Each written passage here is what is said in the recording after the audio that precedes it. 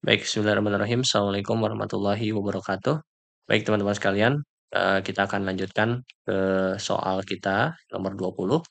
Nah, di sini diketahui bahwa dari uji petik sebuah perusahaan kalkulator diperoleh bahwa rata-rata produksi yang rusak itu sebanyak 20%. Diambil 4 buah, maka probabilitas paling sedikit 3 kalkulator tidak rusak. Itu berapa? Ya. Nah, diketahui adalah peluang dia rusak ya adalah 20%. Walaupun di sini dikatakan rata-rata ya, tapi kalau setelah saya lakukan sedikit perhitungan, itu lebih cenderung bahwa ini menunjukkan probabilitas dia rusak. Jadi probabilitas rusak itu adalah 20% atau 1/5. Maka peluang dia tidak rusak PR ini adalah 4/5. Jika dari total produksi diambil 4 buah, maka N-nya sama dengan 4, maka probabilitas paling sedikit 3 kalkulator tidak rusak.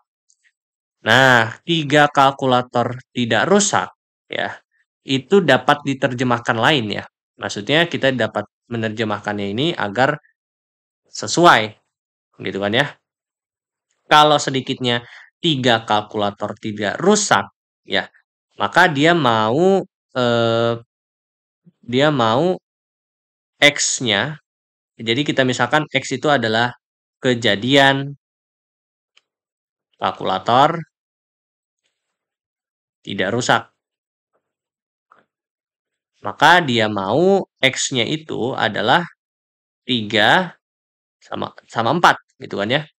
Maka kita harus ubah definisinya bahwa yang menjadi P adalah kejadian ketika tidak rusak. Yang peluang suksesnya kita katakan tidak sukses ketika dia tidak rusak. Maka yang kita pakai adalah 4/5 sebagai nanti untuk dimasukkan ke rumus yang ini. Kan rumusnya adalah, ya saya ingatkan lagi, kombinasi NX ini sama dengan, kombinasi NX. P, X sama dengan X kecil, ini sama dengan peluang untuk X sama dengan X kecil, ini sama dengan kombinasi NX dari P pangkat X Q N in X, gitu kan ya. Ini ya, rumusnya kan seperti ini ya. Nah, P ini kan peluang sukses, ya, peluang sukses. Q ini tidak sukses. Nah, definisi sukses dan tidak sukses itu tergantung kepada kita. Tergantung kepada kita gimana ya? Tergantung kita memilih X-nya itu kejadian apa? Apakah kejadian misalkan tidak rusak, atau gol, atau tidak gol.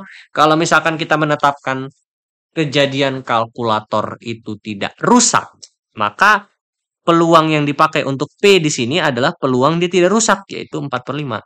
Nah, jangan Anda mentang-mentang di awalnya dibilangnya yang rusak itu sebanyak 20%, maka yang Anda pakai untuk sukses adalah yang 1/5, yang 20%. Padahal tidak begitu. Tergantung kepada nilai apa X itu Anda mendefinisikan kejadian X sebagai kejadian apa? Apakah kejadian kalkulator tidak rusak atau rusak gitu. Kalau misalkan Anda pilih kejadian kalkulator rusak gitu, maka iya betul P-nya yang diambil adalah 1/5. Tapi nilai X-nya, X kecil yang Anda pilih ya, kan yang diminta di soal 3 kalkulator, minimal 3 kalkulator tidak rusak.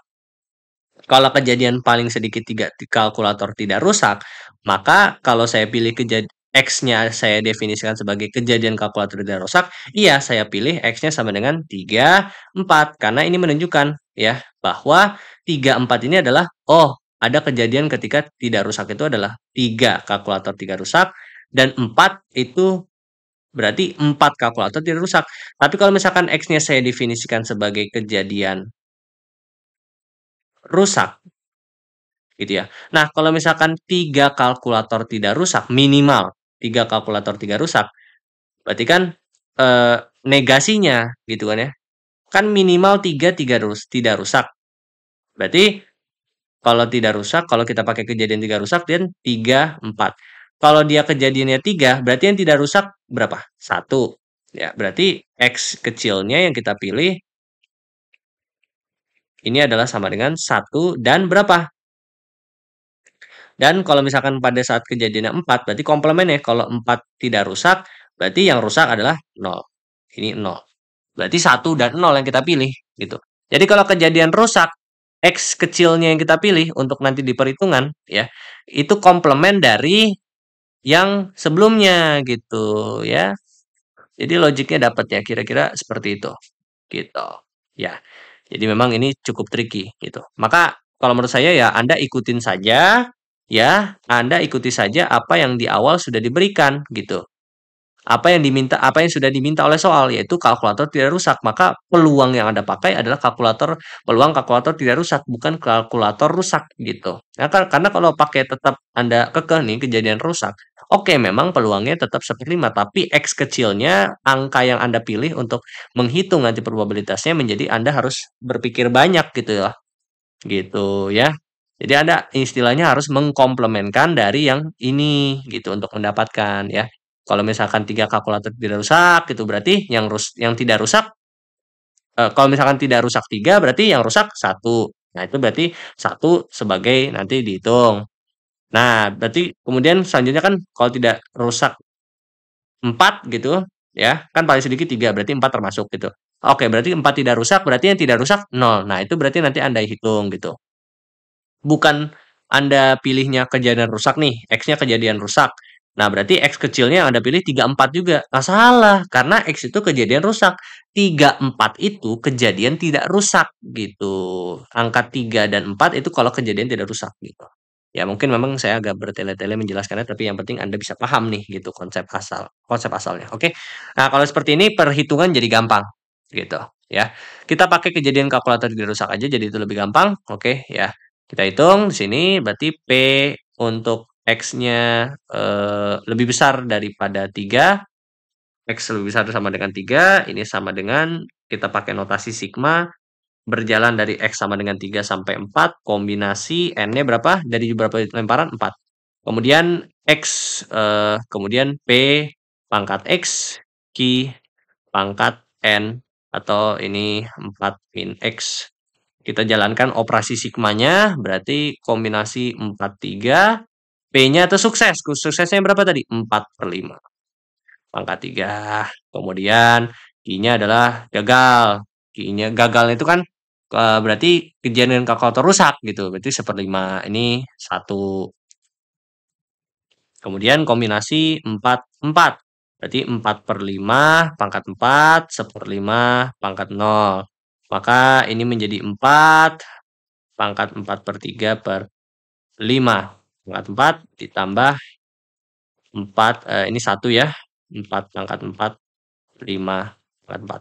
Maka kalau kita keluarkan 4 pangkat 4, 5 pangkat 4, ini berarti 2 kalinya berarti ya, karena kan ini 4 pangkat 4 per 5 pangkat 4. Nah, ini berarti 2 kali 5 pangkat 4, 4 pangkat 4, 5 pangkat 4. Nah, berapa? 4, 16, 64, 64 kali 4 itu adalah berapa? 256, 256 kali 2. 256 itu berarti 512. Berarti 512 per 625. Jadi jawabannya adalah yang D. Jadi jawabannya adalah yang D. Oke? Paham ya? Terima kasih. Itu untuk nomor berapa? Nomor 21.